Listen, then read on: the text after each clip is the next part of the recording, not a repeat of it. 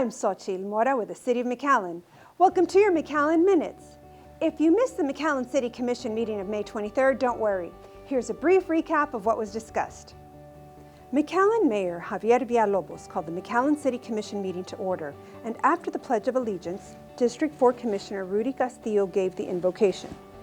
District 3 Commissioner Omar Quintanilla was joined by members of the Sharyland ISD School Board as the school district celebrated its 100-year anniversary. Founded in 1921, Sharyland has transformed from a 26-square-mile school district into a district committed to providing the highest quality education possible for all students. Sharyland School District was originally part of the McAllen School District, and in 1921, Sharyland became its own district by special act of the 37th Texas Legislature on March 10, 1921. Sharyland ISD is pleased to spend this year honoring and celebrating the legacy of 100 years of growth filled with remarkable achievements. Congratulations, Sharyland ISD. Under the consent agenda, Commissioners approved an award of contract to 3 engineering firms: Terracon Consultants, Inc., Rabba Kistner Consultants, Inc., and B2Z Engineering for construction material testing and geotechnical engineering services for city projects at the negotiated fee schedule for a term of 1 year with the option to extend the contract for 2 additional years in 1-year increments. The U.S. Department of Housing and Urban Development made CDBG coronavirus funds available to mitigate the effects of COVID-19 for low and moderate income families. Because community needs have changed, funds will be used to purchase and install an air filtration purification in eligible city-owned buildings, touchless fixtures such as sinks, soap, and hand sanitizers in eligible city-owned buildings or buildings open to the public, solar compacting trash cans in outdoor areas, install sidewalks on Gumwood Avenue from 29th Street to Ware Road and Helena Avenue from 23rd Street to Ware Road to provide suitable outdoor fitness and social space, provide sanitation services, disinfection kits, PPE, touch-free dispensers, air purifiers, and water refilling stations at various facilities of the Women Together Foundation, Inc., short-term rental and utility assistance to prevent evictions, provide staffing, food preparation, and related activities to Amigos del Valle for elderly feeding programs, a mobile unit for the McAllen Public Library to deliver and retrieve loan books and supplies, and administrative costs related to administering the CDBG CV grant funds. Commissioners authorized submitting a grant application to the Federal Transit Administration Low or No Emissions Vehicle Program for technologies that help improve air quality and combat climate change. The grant request is for $300,000 for 2 new fully electric 40-foot buses and inductive charging infrastructure. Currently, there is no local match required, but if there is one, the matching grant would require a budget amendment of $300,000 from the McAllen Development Corps. Commissioners approved the monthly status reports from Planning, Engineering, and Parks and Recreation, which continue to move various projects forward. Under bids and contracts, Commissioners approved an award of contract to Half Associates, Inc. for professional engineering services for the McAllen Drainage Master Plan.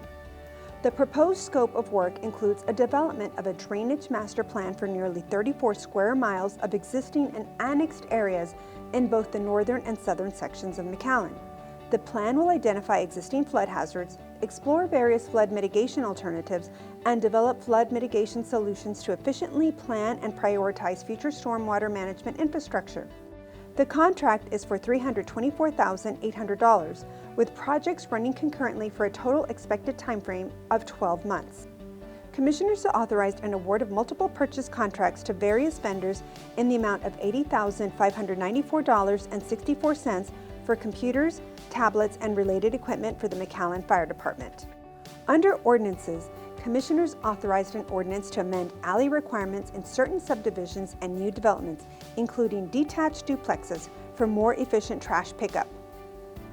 Commissioners authorized a budget amendment of $137,000 to the Golf Course Depreciation Fund to purchase equipment and supplies now because of delivery and supply chain delays. Under resolutions, Commissioners adopted a resolution setting redistricting criteria for the upcoming redistricting of City Commission districts based on new census numbers. The following criteria will be adhered to, including creating easily identifiable geographic boundaries, Communities of interest should be maintained in a single district and avoid splitting neighborhoods. Districts should be composed of whole voting precincts. Districts will be altered to reflect new population distribution based on the 2020 census numbers. Districts should be relatively equal in total population. Districts should be compact and composed of contiguous territory. Consideration shall be given to preserve incumbent constituency relations. The plan should be narrowly tailored to avoid racial gerrymandering. The plan should not fragment a geographically compact minority community or pack minority voters in the presence of a polarized voting as to create liability.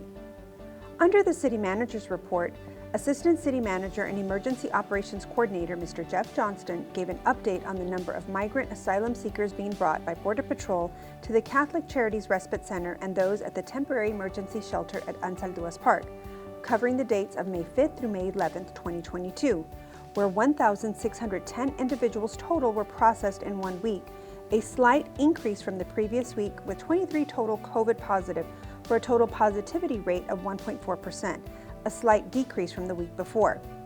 The shelter at Untitled Park is operating under personnel capacity, but is ready with tents and equipment to operate at capacity. Title 42 has been extended, but a lawsuit has already been filed and officials will be watching that case closely. The City of McAllen received $3 million in federal funding for the operation. There are multiple government and local non-governmental agencies involved in assisting Catholic charities in handling the migrant response in our community.